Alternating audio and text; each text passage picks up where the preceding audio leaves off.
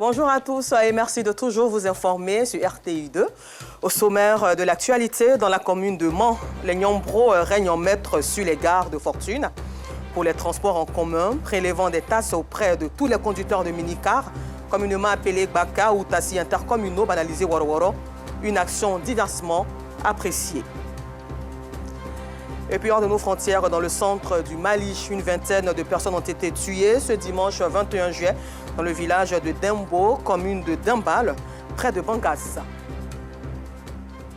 Encore merci à vous de votre fidélité au temps d'information sur RTI2. Communément appelés Nyambro, ces jeunes gens qui aident les transporteurs à trouver des passagers moyennant des espèces sonnantes et trébuchantes ne sont pas toujours bien vus. Si ces derniers font le bonheur des conducteurs dans la recherche de la recette journalière, n'en demeure pas moins qu'ils sont à la base du malheur de bon nombre de voyageurs, comme c'est le cas à Mans. Suivons ensemble ce constat de Gervais Kwasi du bureau régional de RTI-MA. Ils sont présents dans les gares routières et aux abords des grandes artères appelant les voyageurs à monter dans les véhicules de transport en commun.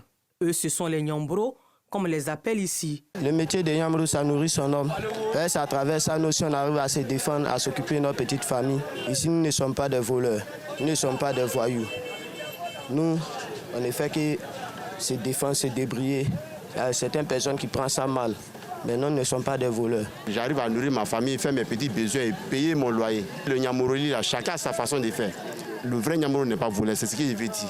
Comme tout travailleur, le labeur des Nyambro est rémunéré au prolota des passagers qui embarquent dans les véhicules à leur charge. S'il y a un client de Djoko, exemple Djoko comme ça, qui paye 2000, nous, ça le met dans un camion, dans nos collègues à 1500.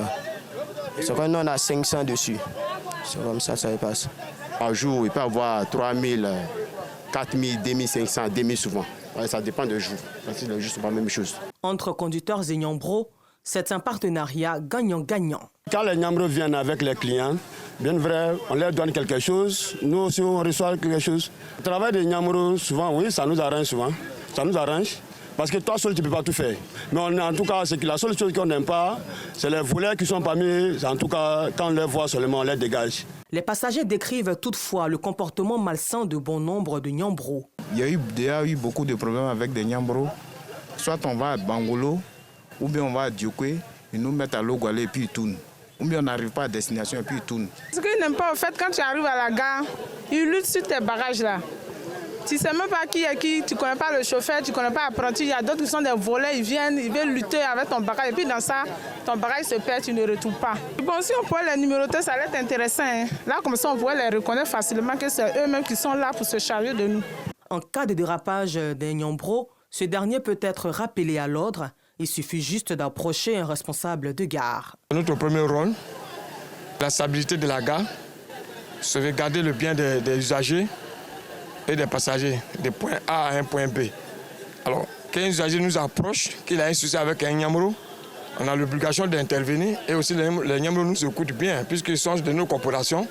Ce n'est pas parce qu'ils sont Nyambro qu'ils ne sont pas contrôlés. Nous les canalisons très bien et surtout depuis un certain moment, on a tout fait pour les amener à la raison pour ne pas voler les gens. Alors, objectivement parlant, leur rôle normal, c'est pour orienter des usagers qui viennent. Il n'y a pas de sous-métier, dit l'adage. Cependant, le métier de Nyambro mérite d'être assaini.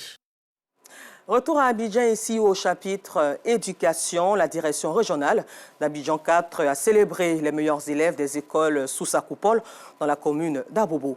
Cette rencontre a été une occasion pour les organisateurs et les invités de marque d'exhorter les participants à la culture de l'excellence. Et Georgette Ido Fofana était témoin de cet événement.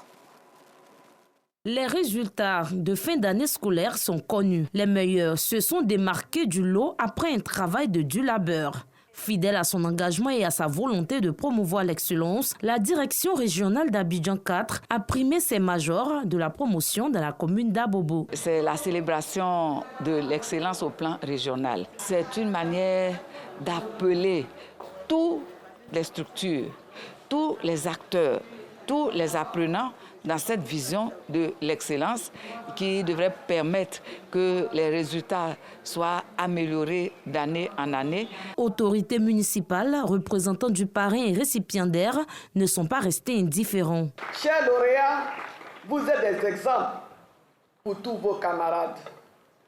Je vous exhorte donc à toujours donner le meilleur de vous-même afin de demeurer des modèles.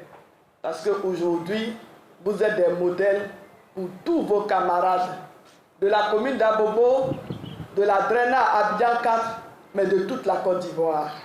Malgré mon agenda un peu chargé, j'ai tenu à être là et à vous remettre vos prix, car vous le méritez amplement après l'excellent travail que vous avez accompli durant cette année. J'accueille cette cérémonie-là avec assez de joie parce que ce sont des nuits intenses de travail, de sacrifice qu'on a consacré et qu'on a dédié au travail et à l'excellence.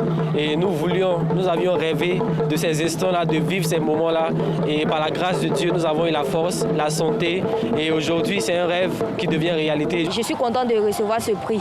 Je remercie vraiment mon Dieu parce que vraiment c'est lui qui m'a donné la force de pouvoir travailler, de pouvoir me concentrer et remercier à mes parents qui m'ont fait confiance. Devenue une institution, cette édition a été marquée par la remise d'importants lots en nature et en espèces aux meilleurs élèves de l'année. Toujours avec Georgette Ido Fofana, parlons paix et cohésion sociale. L'association des femmes engagées pour le vivre ensemble harmonieux.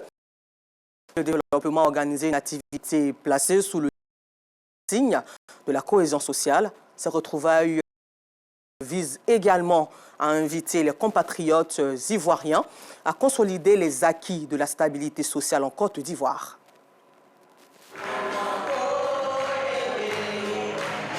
Fédérer les efforts dans la dynamique de la préservation des vivres ensemble harmonieux, c'est le but du rassemblement d'une association des femmes d'Abobo qui entendent faire de la Côte d'Ivoire un havre de paix. En tant que femmes, il est bon que nous instaurons l'unité, la paix dans notre société. Il est temps que nous, les femmes, nous mettons au centre de l'unité pour que cette unité soit étendue dans toute la nation pour que l'unité nationale soit notre partage et notre quotidien. Occasion pour l'autorité municipale et le parrain d'encourager les initiatives en faveur d'une stabilité prospère, gage d'un développement économique et social. J'appelle les uns et les autres à donner dos à la violence, tout par le respect de nos institutions.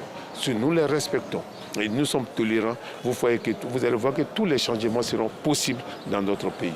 Le développement n'a pas de couleur. Le développement n'a pas d'appartenance politique. Quand on veut contribuer au développement de son pays, on apporte ce qu'on peut apporter. On n'a pas besoin de regarder la couleur, l'ethnie, la religion. Vous êtes un modèle parce que c'est ensemble que nous allons développer la commune d'Abobo. Et c'est ensemble que nous allons développer la Côte d'Ivoire. Ce rendez-vous, placé sous le signe de la cohésion sociale, est une invite aux compatriotes ivoiriens de demeurer dans la paix.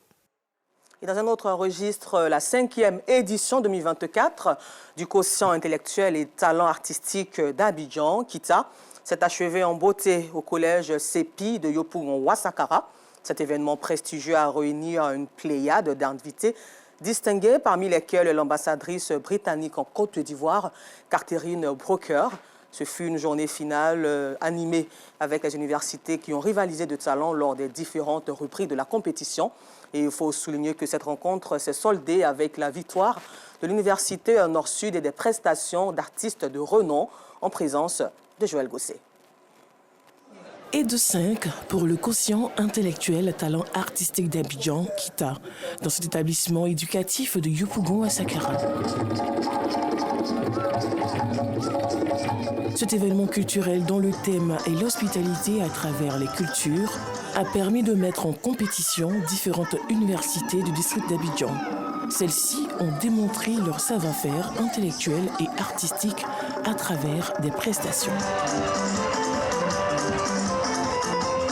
Ça me fait énormément plaisir de valoriser la culture ivoirienne On doit envoyer les traditions perdues, faire revivre l'Afrique, voilà, dans la tradition et non dans la modernisation.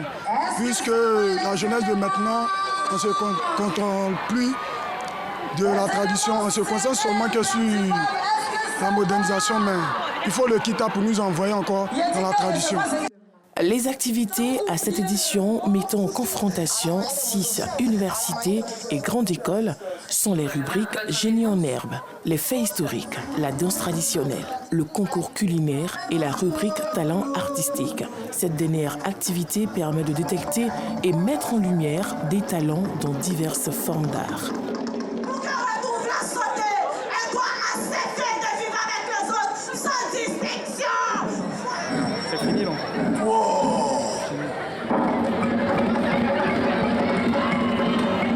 Profitant de cette occasion, le président du comité d'organisation, Ibrahim Fama Diabaté, fait des projections pour une dimension nationale et internationale du Kita. Ça fait plaisir de voir que tout le monde communie ensemble, main dans la main, pour faire quelque chose de beau. Et d'année en année, on va faire quelque chose de bien et rendre ça international, pourquoi pas. Cette valorisation des talents artistiques à travers le Kita acquiert l'adhésion de plusieurs étatiques. Nous sommes très contents en tant que structure nationale de conseil agricole et rural de participer à la formation des cadres de demain. L'ANADER se tient à la disposition donc des organisateurs du Kita pour sceller et consolider ce partenariat-là. La fête s'est tenue jusqu'à la tombée de la nuit.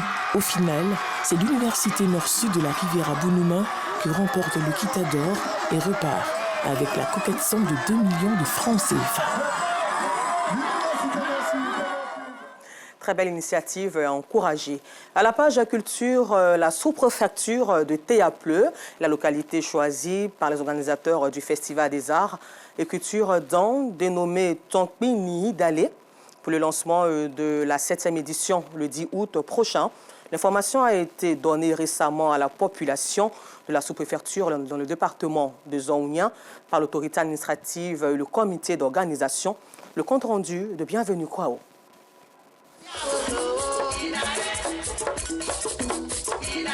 Pérenniser la culture dans toute sa diversité, tel est l'objectif du festival Tonkpi Nihidale. Ce rendez-vous des arts et culture du terroir Dan, initié par le docteur Albert Mabri Touakeus, se tient tous les ans en décembre à Mans, chef-lieu de région. Un credo pour promouvoir les arts et culture du peuple Dan, dont le thème cette année est l'intégration. Cette rencontre à l'esplanade de la sous-préfecture de Théapleu vise à informer officiellement les populations de la tenue de cette manifestation culturelle qui valorise le patrimoine Dan sur leur sol. Le fait de valoriser nos cultures, déjà, c'est une chose qui doit apporter quelque chose à la génération future.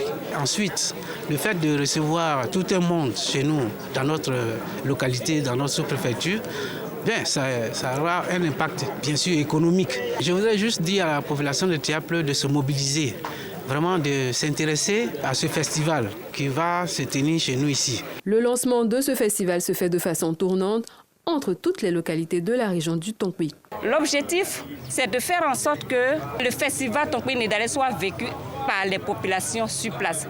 Ce qui se fait en décembre en région, ce n'est pas toute la population qui se déplace pour aller découvrir. Et donc pour le commissariat général, c'est de rapprocher les festivités aux parents. On essaie de pérenniser notre culture.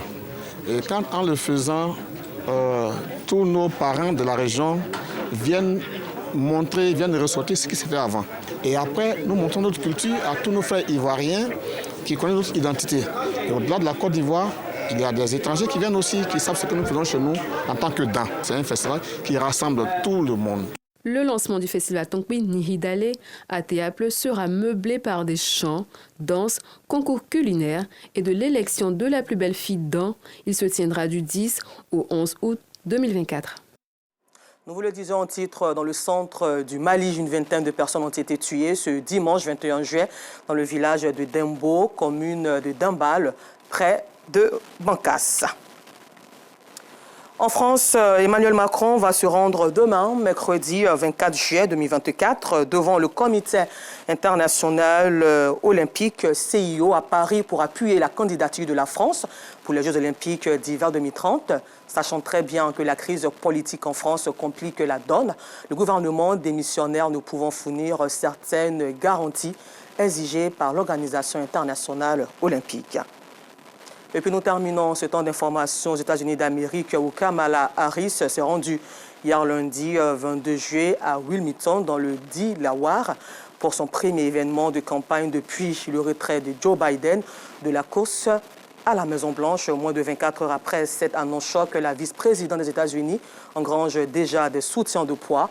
Elle en aurait suffisamment besoin, selon CNN, pour être désignée candidate pour novembre 2024 face à Donald Trump. Encore merci à vous de nous avoir suivis et bonne suite de programme sur RTI2.